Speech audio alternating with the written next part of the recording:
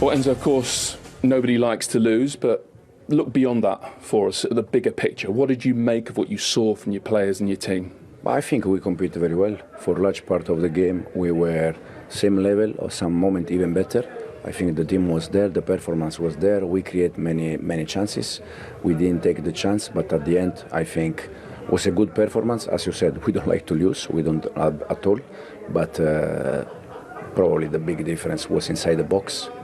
But I'm quite up in terms of performance. Yeah, so just going on what you've just said there, was it for you almost a 50-50 game that was decided in the penalty box? One team more ruthless, more lethal than the other?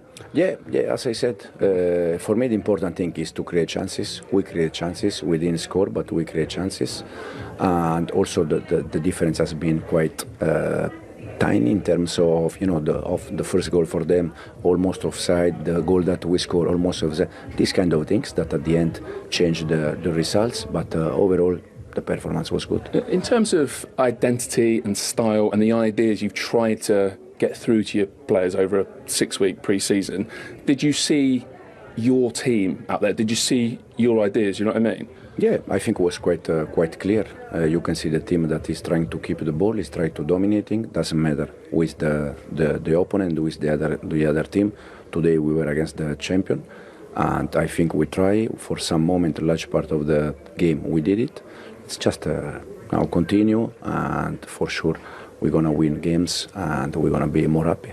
Did you feel like you had real momentum almost like halfway through that second half, and then I don't know whether you ran out of steam or just City's quality, they took a bit of sting out of the match? Yeah, at the end they are master in this kind of moment. I think finish of the first half, last part of the first half, we had 2-3 clear chances. Second half also we have some good moment, and then at the end a little bit, the first game of the season, they are, as I said, master keeping the ball. But overall, as I said, for me the performance was there, and it's important. So we've been mainly positive in this interview. What were the things you didn't like? What problems did City give you, albeit they're a top team? You can see the way they manage the ball, and that they are, as I said, they are master. Again, we compete against the champion. I don't know in terms of numbers, but I think in terms of chances, we had more or less the same chances. Keeping the ball, the possession, I think again was more or less there. And as I said, we don't like to lose, but the performance is there, the direction is good, and we just need to continue. In terms of the players who aren't here today, I don't know if you're aware, but just before kick-off, Raheem Sterling's agent or camp have released a statement basically asking for clarification on his future. Is there anything you can tell us now? To be honest, I didn't see. Is that news to you? I didn't see the statement because the game was there, and I have nothing to say. I just said before the game that it was Declan's decision, no more than that. Could he have a part to play under you? Because you talked a little bit about it on Friday, more with regard to Ben Chilwell.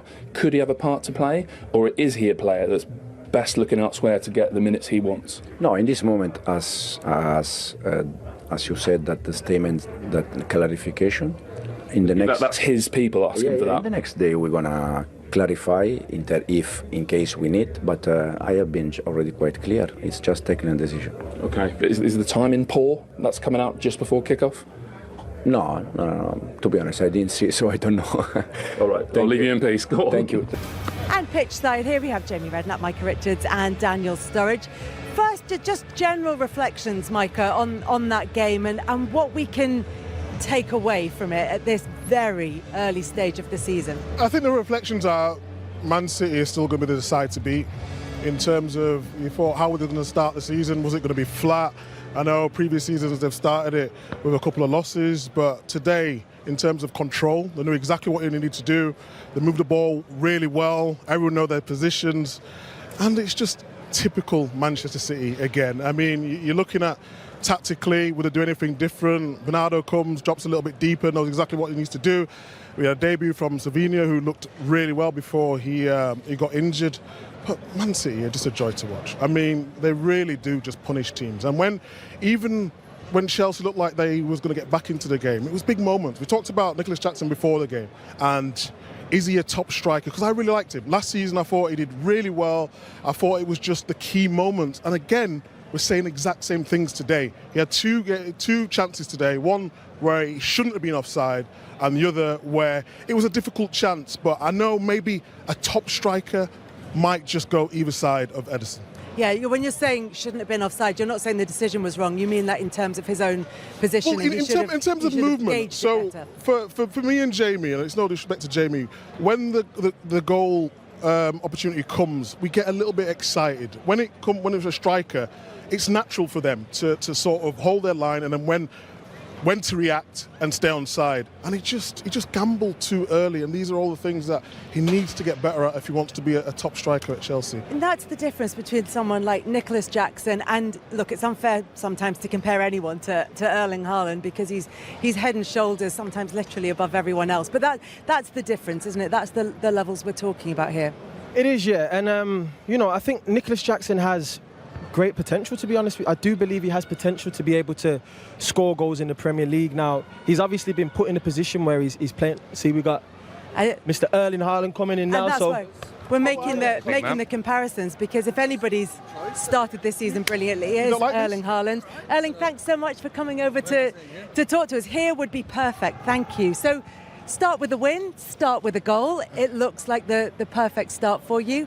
How do you feel about it? Yeah, 3 points and perfect start.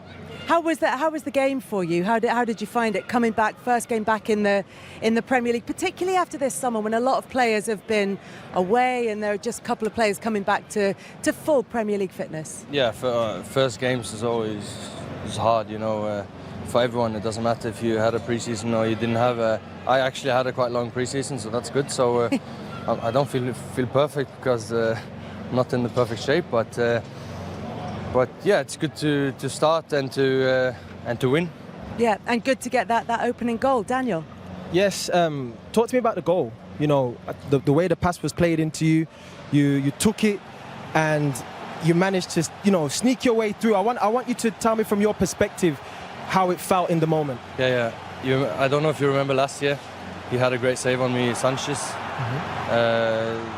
Because he always stays a lot on the line, so that's why I took a couple extra touches, and then he's rushing out, and then I knew exactly what to do. Cheeky dink? Yeah, I think it was a really good goal. So Erling, is that what's going through your head? You're thinking, I know what he did against me last season, he didn't let me score that time, I'm not going to do that again. This time around I will score against him. I remember for the last year, it's been irritating me for a long time. So that's why I took a couple extra touches, and then, it was a perfect goal. How important as well, you've got that right arm out. Cucurella tries to stop you and you just use your strength just to get some balance, and then obviously the finish as well. Just there, that strong right arm. Yeah, and also with the Colwill as well, to get it past him. So, it was a nice goal. I mentioned on when we was in the studio, the first touch was with the right. It was right, left combination. And me as a left-footed attacker as well, when those balls are coming in on the right foot, it's like, make sure the first touch is right. Make sure the first touch is right. Is that something you train on in the training pitch? Because you're in the box a lot of the time and your first touch has to put you in the positions. Yeah, and this is also what Pep says to us every day. The best players are the best on the easiest things, as touching it with your right and pass with your left. So this is an important thing, and he says this to me a lot. Can I ask you about your position tactically? I know sometimes you're making a lot of runs, and maybe from a defender's point of view, we don't look at it and say you've had a great game, but you continually make them runs and just wait for that right moment. How important is it that you keep doing that? Yeah, I think in the end what I want to do is to help the team and to make the team work and to get the other players in better positions, to get an extra meter for Bernardo Silva, number 10, and if I can stretch the centre-backs 1 meter, I will do it with the run. And it's hard, but it's my job, and that's why I'm doing. I have a question for you in terms of your personal development. What is it that you want to improve on as a player this season? You've scored so many goals already, so it's not goals. I'm sure you want to score more, but what else would you want to add to your game? When you see today all the defenders, how good they play to the midfielders, it looks like Pep will not like me for saying this, but they don't need me playing out, so I can just stand there and watch. But no, of course, to get more involved, that's what Pep wants. But in games like this, Do I need to be more involved? I don't know. You know, this is Bring them back a little bit. A million-dollar question, you know. But of course, I want to improve as a overall player. You know, with the ball, I want to give more assists back to the players that give me assists. So I want to become overall better footballer, like a player, not in terms of goals or anything, just a player. We know you can do that already, man. It looks like you can do it all already at the moment, Erling. Thank you so much for joining us. Appreciate you coming out. Thank you. Thank you, guys. Thank you so much. And you mentioned your manager. We'll be hearing from him a bit later on, so we might put that to him when we see him.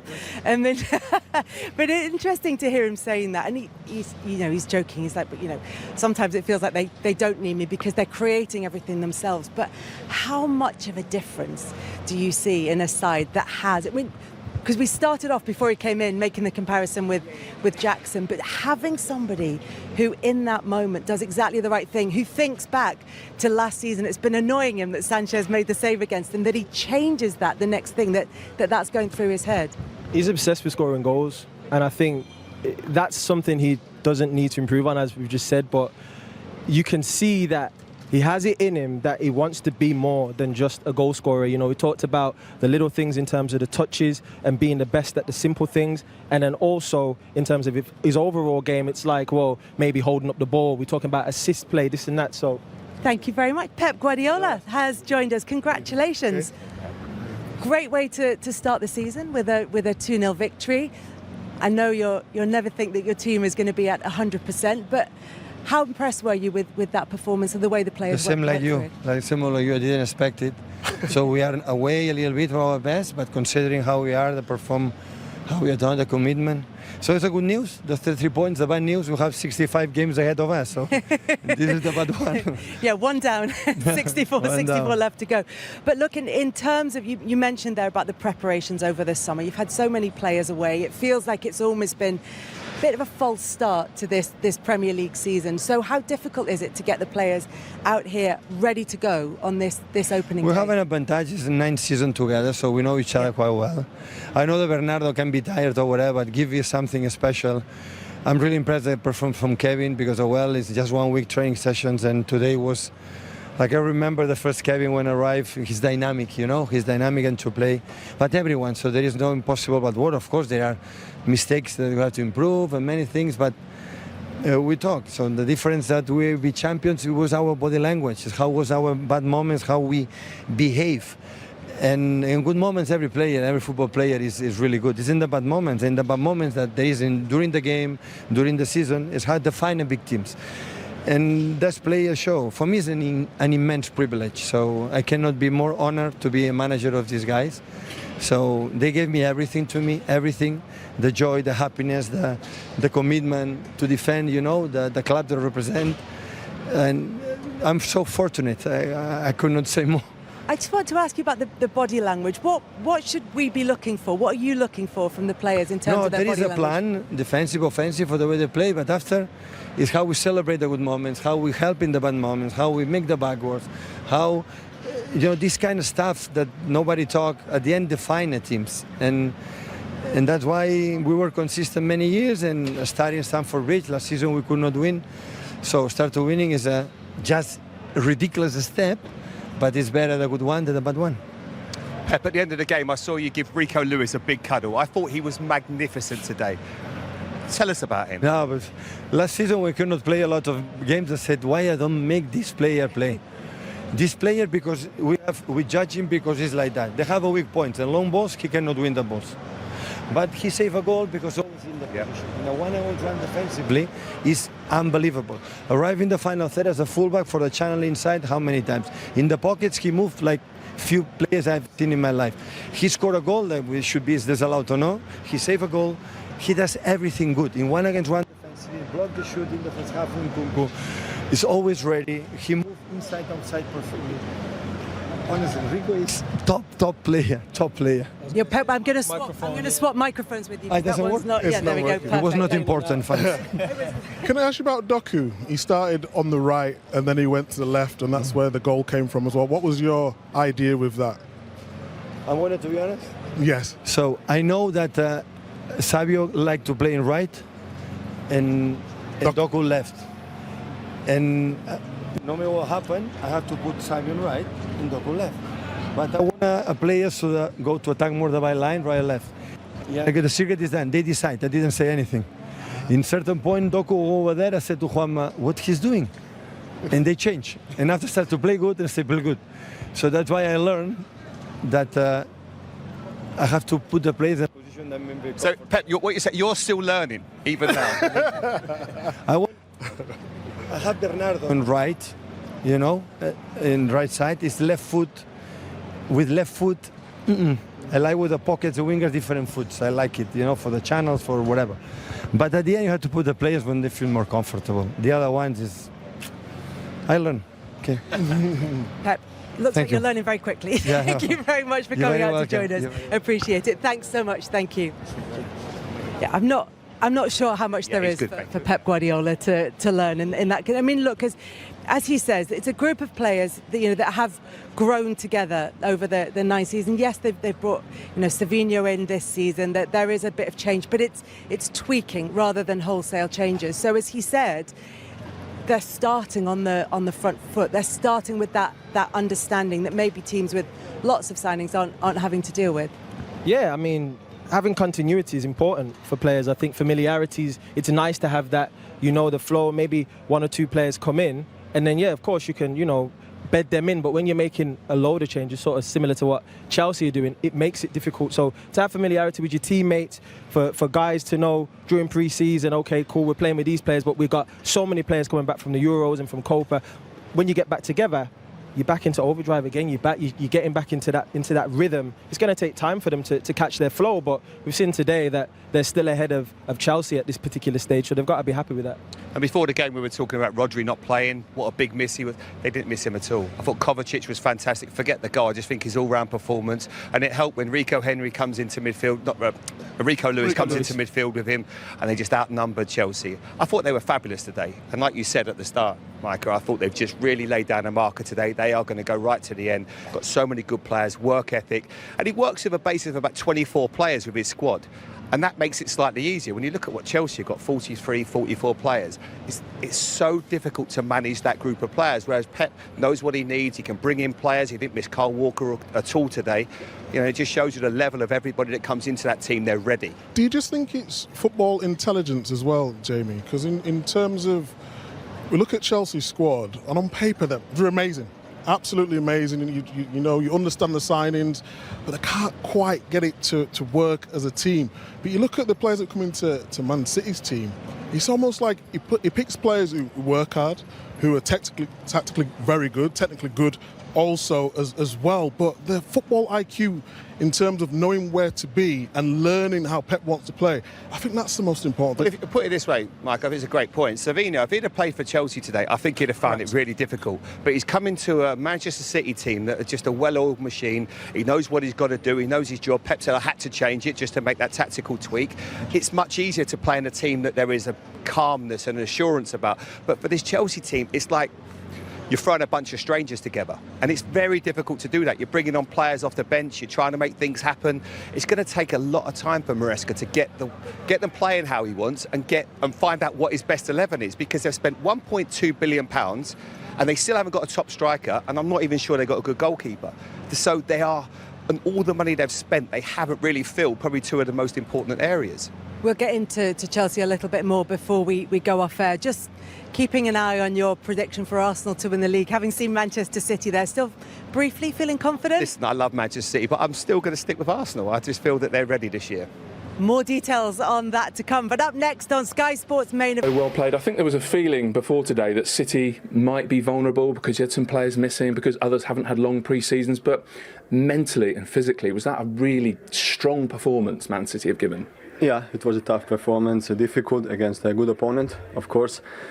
We're missing some players, some big players, and it's always tough when you miss big players, but we have a good squad. Everybody that comes in can play a big part, so I think today we had a good game. Obviously winning is always important, so starting the Premier League with 3 points, a good day for us. And literally just now in the tunnel, I've seen Haaland congratulate you on your performance. Did you come into today really determined to deliver your best level? Of course. I had a longer break, so I could recover better, and I wanted to be ready for the beginning of the season. I think we trained good, we worked hard, so we are ready, and today we showed that we are still there. And of course we talked about missing players. One of those was Rodri. When the team didn't have him last season, they struggled a lot more. So did you feel like, look, it's my job to step up and make sure the team doesn't miss him? Well, of course I play today some kind of his role, but we are always missing Rodri because he's if not the best player in the world, one of the best. So we miss him, of course, but like I said, when the players are not there, there are others to come in and to play their part. Yeah, and tell us about your goal and particularly the celebration or the non-celebration. It looked like just for a split second you went to celebrate because it was a good finish, and then you realised where you were.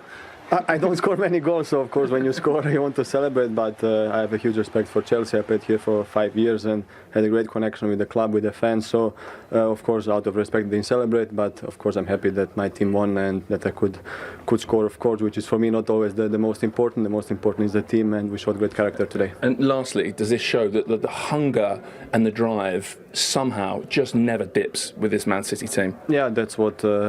when I came in, what I saw straight away, that this team is hunger for winning every game, every season. Relentless. And yeah, it's really incredible how they're always there, and it's just a pleasure to be part of it and to be one of them and fight for the titles. Well done. Thank you. Great to meet you.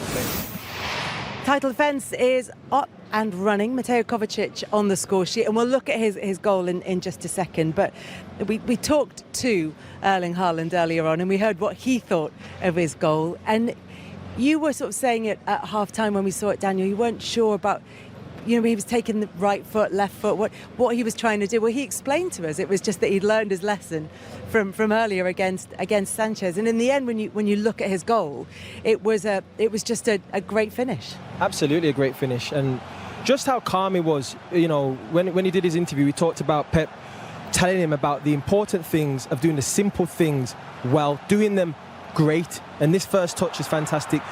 To manipulate the ball in between such a tight space and then to have the wherewithal to actually chip the goalkeeper as well is top tier centre forward play. This is what we're talking about, world-class striking play. That is it there. How much of it, as you say, is positional and intuitive, and how much of it is about working on his technique and learning from previous situations, as he talked about? I think it's both. I think it's his feeling to want to be great, and those little moments where you may not have scored a goal and you might have had 1 or 2 goals or 3, you'd be like, if I'd have scored that chance. So then you start working on different things. So you probably think, the next time I go against this keeper, he goes down early, I'm going to chip him now. Or when I played against him, he got down low to the left, I'm going to do this different, because you start to gain a feeling of how certain goalkeepers play too as a striker. And for him, he scored so many goals. Just that little thing bugging him surprised me, to be honest with you. I think the interesting thing for me on that was the timing of everything. So if you're the striker there and I'm coming towards you as a defender, it's how he's been able to move his feet so quickly, and then, like you said, Kels, think about the finish as well. Well, like he said. Yeah, but the thing is about it, when he asked the question about what could he improve on, I wanted to ask you as a striker, but because Man City always have the ball, he's having to adapt his game, and a lot of people not giving him credit for that. When he was at Dortmund, he was running 30, 40 yards, running into balls in behind all the time and slotting him. Now he's had to adapt his game in the box as well, and that's what I think he needs credit for. I think that was a good question for you, Daniel, because when I looked at your profile as a striker, you wanted to touch the ball, you would come short. For someone like him, it's not a frustration, but he goes 10, 15, even 20 minutes without even getting a sniff or a touch, but knowing that when his moment comes, he has to be ready. How difficult is that as a striker? That's the hardest thing. I used to probably frustrate managers, to be fair, because he'd stay up front, Studge, keep him back, and I was like, I want to get on the ball. You see the likes of Harry Kane and those types of players where they come short, they want to get a feel, be involved in the play, can play diagonal passes and things. When you've got different strings to your bow, you want to express those. You don't want to feel like you're pigeonholed to being a hold-up man, or technically like someone who keeps the defence back. So when you look at Haaland, like Micah said earlier on, he's got so much to his game that we're not necessarily seeing, because like he says, well, look, they could play without me, but 91 goals in English football, come on, man. Look, the numbers that he's put up are just extraordinary, and we're used to the fact that he is, the top scorer since he came into the Premier League, but that's not the significant part of that. What the significant part is how far ahead of everyone else, he is. 91 goals in 100 games for Manchester City. I mean, that rate is just incredible. And it's interesting that you talk, Daniel, about, you know, him being patient and doing the hard stuff, which is not getting involved, because it makes complete sense. No kid starts playing football and goes, I'm just going to hover, don't bother passing it to me, I'm just going to read the game from here. Everybody wants to be on the ball, and that's what he's managing to do. How difficult does he make it to defend against Manchester City? Because, as he said, he's creating spaces and he's taking defenders out the game. It's a great question, Kels, because what he does is, if you look at how Chelsea wanted, they were sort of in the mid block, but what he was constantly doing was making them runs, and that's why I asked him about his runs, just to try create that space in midfield for De Bruyne and Bernardo Silva. Sometimes it's very difficult, especially now with the linesman, technology, VAR. You have to be so precise in the runs, but he wants to go on my back shoulder, and as a defender, you're always, you know, looking from left to right, and if you switch off for a second, he's gone. And that is the difference at the top level. And we'll talk about Jackson later on. I think he's doing all the right things. But the most important bit, he can't quite grasp, and that is the difference between a world-class striker and a very good striker at this moment in time. The thing is as well, he's brought strikers back into fashion. If you looked at that list of players, Rashford probably played, we call him a winger, Salah scores his goals from wide areas, Watkins was up there, and Foden scored them from midfield and wide. But he is now, because you speak to so many young players, or you speak to players, where do you play? I'm a number 10, I like to come short, drop in the hole, and then players running behind me. He's an out-and-out striker.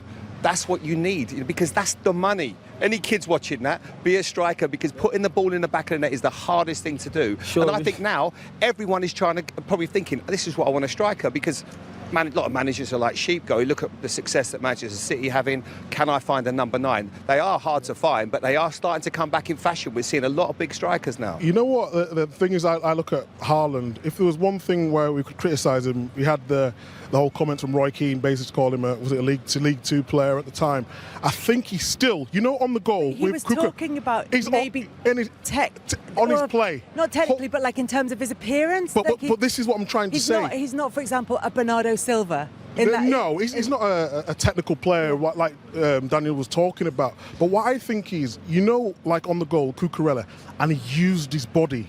That's what I think he can do better. Because, no disrespect to Chelsea, they're still finding their way. When he comes up against the top teams, the Real Madrids, and times he's been quiet in games, but he might not be able to come and do what you did and get the ball and turn and play it wide and all that stuff, but he can use his body better. Just hold it up and then one-touch set-offs. I think players like Haaland are rare to find today. Mm-hmm. That's the reality of football now. The landscape of attackers has changed. Nowadays, it's goal-scoring wingers, and everyone wants to play left or right wing. As a left-footed player, you want to play right wing, and as a right-footed player, you want to play left wing. So you can do your skills, cut inside, get your shots off, score goals from the back post. Nobody wants to be in positions. I don't think if you ask many strikers, hey, do you want to not have touches on the ball, be patient, not be involved in the game, so on and so on, they'd say no. But for Haaland, he's the perfect man for Manchester City because he's so lethal in front of goal.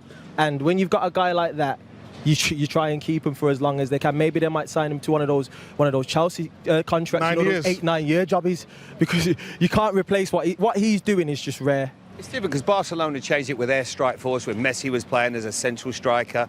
You looked at Liverpool with Firmino coming deep, having runners in behind. So it's changed so much, the centre-forward role.